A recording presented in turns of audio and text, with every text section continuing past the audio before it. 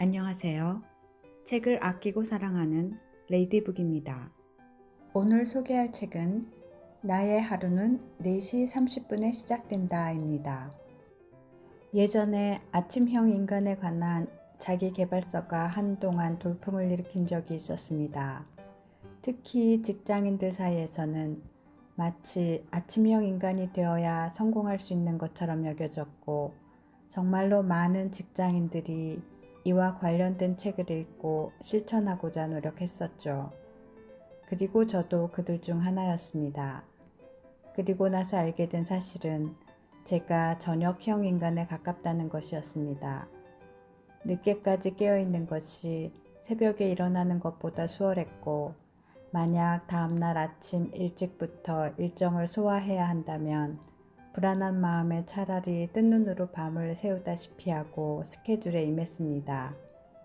그리고 지금은 그때보다 더 늦게 자고 늦게 일어나는 생활을 이어오고 있습니다.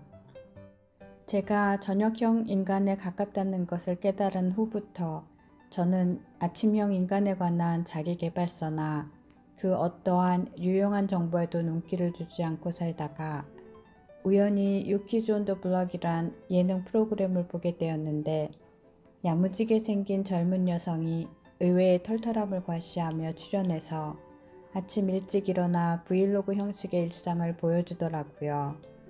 처음엔 평범한 직장인인가 생각했는데 평범한 듯 하면서 비범했고 단순한 듯 하면서 다양했습니다.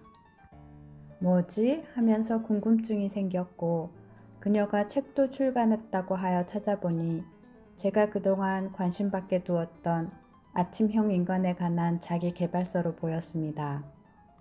책 제목은 나의 하루는 4시 30분에 시작된다.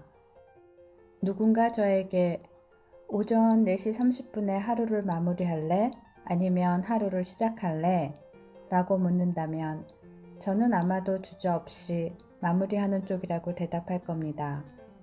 그런데 이 책을 뒤적이다 새벽은 그녀에게 휴식이다, 힐링이다 라는 단어를 발견했고, 뭔가 신선하다는 느낌을 갖고 이 책을 읽게 되었는데요. 그래서 이제부터는 책에 대해 소개를 하도록 하겠습니다. 나의 하루는 4시 30분에 시작된다의 지은이는 김유진 님이고 발행처는 토네이도입니다. 이 책은 김유진 님의 경험을 토대로 쓰여졌기 때문에 먼저 김유진 님의 소개를 조금은 길게 해야 할 것 같습니다. 김유진 님은 미국 미시간 주립대학교에서 학사를 취득하고 에머리 대학교 로스쿨을 졸업하고 미국 뉴욕주와 조지아주에서 각각 변호사 자격증을 취득했고, 현재는 국내 모 대기업에서 사내 변호사로 활동 중이라고 합니다. 또한 아침 4시 30분에 일어나는 자기계발 유튜버로도 이미 유명하며, 이에 만족하지 않고 지속적으로 활동 영역을 넓혀 이처럼 책까지 발행하는 작가가 되기도 했습니다. 이런 결과물만 봤을 때 김유진님은 막힘없는 성공 가도를 달렸을 것이라는 생각을 할 수도 있겠으나, 현실은 원하는 로스쿨에 입학하기까지 많은 노력이 필요했고, 재학 중에는 이성적으로는 원하는 로펌에 지원서를 낼 수 없어 라는 이야기를 들었으며, 처음 치른 변호사 자격증 시험도 낙방했다고 합니다. 매일 계속되는 일상에 지치고 슬럼프가 찾아왔을 때 아무도 자신을 방해할 수 없는 고요한 새벽에 일어나 스스로를 다독이고 돌아보면서 노력한 결과 삶의 터닝 포인트를 경험하고, 지금도 계속해서 새벽 기상을 통해 대학원 진학, 특허 등록 등 새로운 도전을 계속하고 있는 김유진님은 멋진 여성임에는 틀림이 없는 것 같습니다. 이제 이 멋진 여성의 새벽 시간은 어떠한지 책 속으로 들어가 보도록 하겠습니다. 틈만 나면 자기 바쁜데 아침에 일어나는 게 왜 이렇게 힘든 걸까? 내 에너지는 어디로 다 휘발되는 걸까? 소비만큼 충전은 되는 걸까? 왜 이렇게 무기력해지는 걸까? 업무가 적성에 안 맞는 걸까? 회사가 문제인가? 휴가나 여행이 필요한 걸까? 아무리 생각해도 명쾌한 답이 나오지 않았다. 그러던 어느 날 새벽 4시쯤 눈이 떠졌다. 평소 같으면 다시 잠을 청했을 테지만 유난히 정신이 말똥말똥했다. 출근할 생각을 하니 몸살이 오는 것 같아 홍삼 제조기에 데워져 있던 차를 따라서 식탁 의자에 앉았다. 정말 오랜만에 느껴보는 새벽의 고요였다. 모처럼 일찍 일어났으니 책상 정리나 해볼까? 하고 일어났다가 곧 에이, 어차피 주말에 또 청소할 텐데 하고 들었던 걸레를 다시 내려놓았다. 책이나 읽을까 싶어 책장을 훑어봤지만 회사에서도 종일 글을 읽는데 아침부터 또 글을 읽기 싫어 그만뒀다. 운동을 가려고 마음먹었다가 추워 죽겠는데 무슨 운동 하고 포기했다. 아무것도 하기 싫었다. 무기력증일까? 아니면 직장 생활이 너무 힘들어 우울증이 도진 걸까? 그날따라 따뜻한 차를 마시며 조용히 여유를 즐기고 싶었다. 그렇게 조금 앉아있자 묘한 안정감이 느껴졌다. 정말 오랜만에 갖는 혼자만의 시간이었다. 자연스럽게 그동안 쌓아뒀던 부정적인 생각과 불안한 감정을 스스로에게 솔직하게 털어놓았다. 곰곰이 생각해보니 내가 평소 새로운 환경에 빨리 적응하지 못하는 나 자신을 탐탁치 않아 했다는 걸 깨달았다.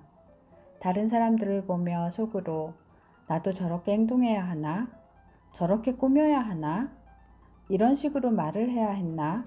라고 생각하며 나와 그들을 계속 비교했다. 그렇게 난 자신을 잃어가고 있었다. 나는 빈 종이에 현재 문제점, 원인, 해결 방안, 결론을 적을 표를 만든 뒤 생각을 하나씩 정리했다. 지난 몇 개월 동안 아무리 열심히 일해도 성취감이 느껴지지 않았고 친구들을 만나도 즐겁지 않았다.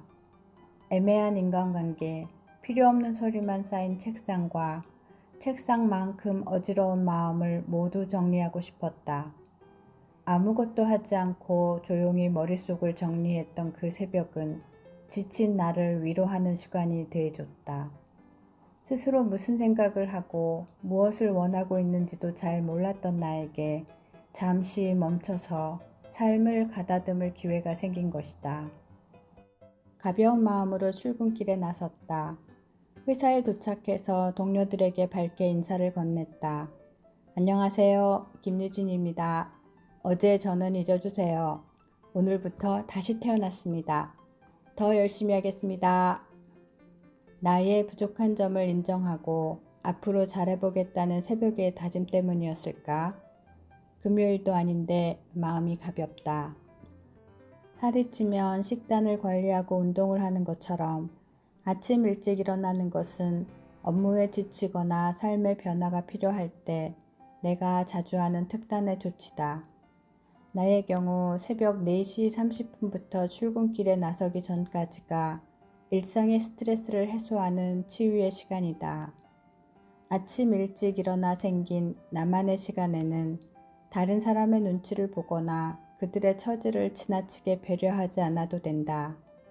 이때 외부의 자극이 아닌 내면의 소리에 집중하면 상처를 극복하고 조금씩 달라지는 자신을 관찰할 수 있을 것이다.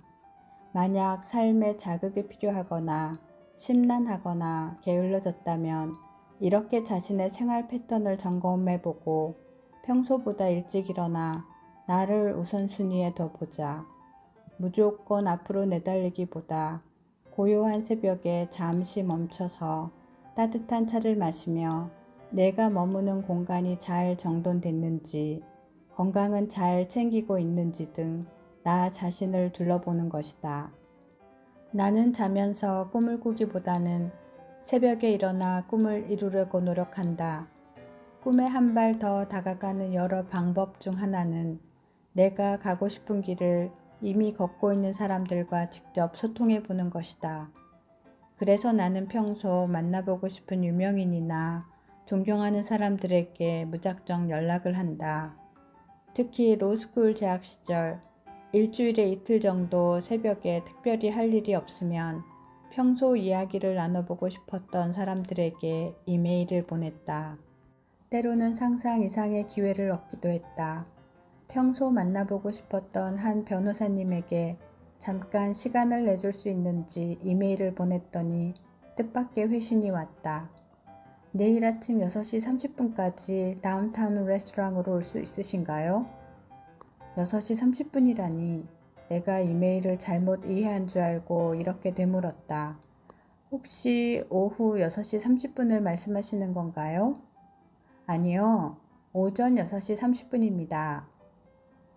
다음날 아침 6시 25분에 약속 장소에 도착했다. 그런데 이게 웬일인가?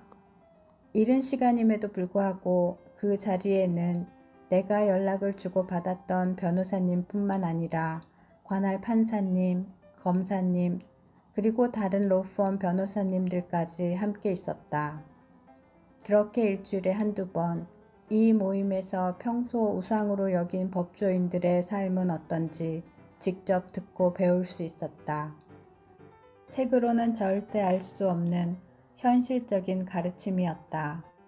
사람들은 내가 아침에 일찍 일어나니 특별한 하루를 보낼 거라고 생각한다.